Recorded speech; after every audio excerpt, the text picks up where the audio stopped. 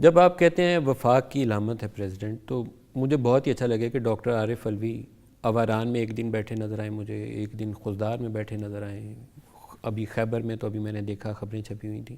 تو آپ کا وہ جو یونٹی والا ایک آفس ہے نا، اس کو پریکٹیکلی عملی جامہ پہناتے ہوئے آپ نظر آئیں، بہت اچھا لگے گا. اچھا جی، اس کے اندر کوئی کمپلیکیشن ہے. کمپلیکیشن یہ ہے کہ یہاں پر رہے ہیں بادشاہ.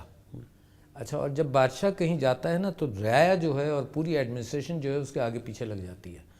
اچھا، مجھے تو اندازہ نہیں تھا اس بات کا. میں تو بڑی سمپلسٹی کے ساتھ جناب پہلی مرتبہ کراچی گیا، اور کراچی ایئرپورٹ پر میں نے سب سے یہ کہا کہ اچھا ہوا گورنر صاحب اور چیف منسٹر صاحب سب آنا چاہتے تھے ویلکم کرنے کے لیے، کیونکہ پہلی مرتبہ گیا. تو میں نے ایئرپورٹ پر ہی کہا کہ بھائی اب آپ لوگ، میں نکل جاؤں پھر آپ لوگ آئیے گا. میڈیا بھی دیکھ رہا ہوگا کہ کتنے سارے لوگ آئے ہیں، سب کچھ اچھا نہیں لگے گا. مگر کسی نے بات نہیں مانی. 27-28 گاڑیاں میڈیا نے دکھائیں کہ یہ ان کا پروٹوکول ہے. ندیم مالک صاحب، پروٹوکول میں اور سیکیورٹی میں فرق ہے. جب میں اسمبلی میں بھی تھا یا آپ کے پروگراموں میں بھی تھا تو میں پچھلے پرائم منسٹر کی بھی سیکیورٹی کے اوپر میں آنچ نہیں آنے دیتا، کیونکہ پاکستان کی سیکیورٹی ہے فار دا پرائم منسٹر اور فار دا پریسیڈنٹ. مگر جو پروٹوکول ہے نا، وہ ایک عجیب سی کیفیت ہے کہ اس کے اندر جناب ہر آفیسر آپ کے پیچھے لائن میں لگا ہوا ہے، سلام کرنے کو آیا ہوا ہے. پھر اس کے ساتھ موومنٹ کے اندر جو گڑبڑ ہوتی ہے تو لوگوں کو تکلیف ہوتی ہے.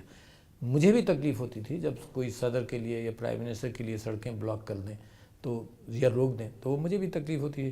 تو لہٰذا میرا خیال یہ ہے، اور میں اس کو امپلیمنٹ کرنے کی کوشش کر رہا ہوں، کہ سیکیورٹی کو تھوڑا سا لمٹ کر لیں. ضروری ہے وہ رہے سارے منسٹرز یا پرائم منسٹر سب کے لیے، مگر جو پروٹوکول ہے اس کو منیمائز کریں، لوگ تکلیف میں نہیں آئیں. تو لہٰذا کراچی کی حد تک میں نے مینیج کر لیا.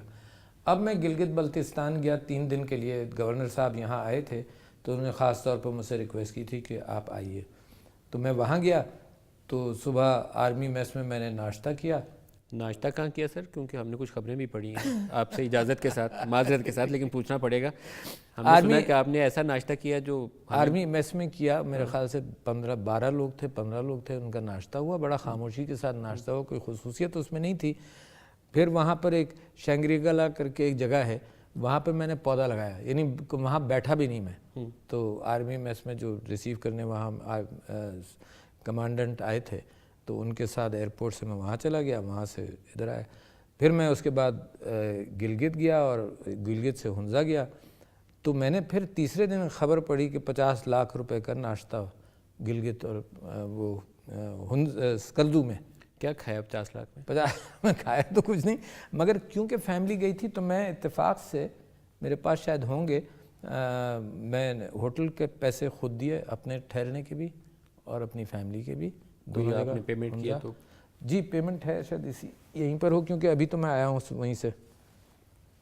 یہ ہیں جناب، یہ پیمنٹس ہیں، ہے نا. مطلب یہ کوئی، میں پہلے بھی جاتا تھا، خود ہی پے کرتا تھا. پرسنل اکاؤنٹ سے پے کیا ہوا؟ جی پرسنل اکاؤنٹ سے پے کیا ہوا، میرے ہی نام.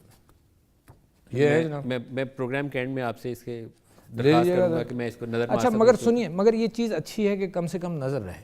اچھا مگر اس کے اندر غلط بیانی جب ہوتی ہے تو تکلیف ہوتی ہے، اور ایز اے پریسیڈنٹ میں اس کی تردید کرنا مناسب نہیں سمجھتا ہوں کہ میں اسی جھمیلے میں پھنس جاؤں کہ یہ خبر چھپی ہے اب اس کی میں تردید کروں. تو مناسب نہیں تھا. مگر میرا خیال یہ ہے کہ اب اچھا موقع ملا کہ آج ہی میں واپس آیا ہوں تو آپ سے بات ہو گئی.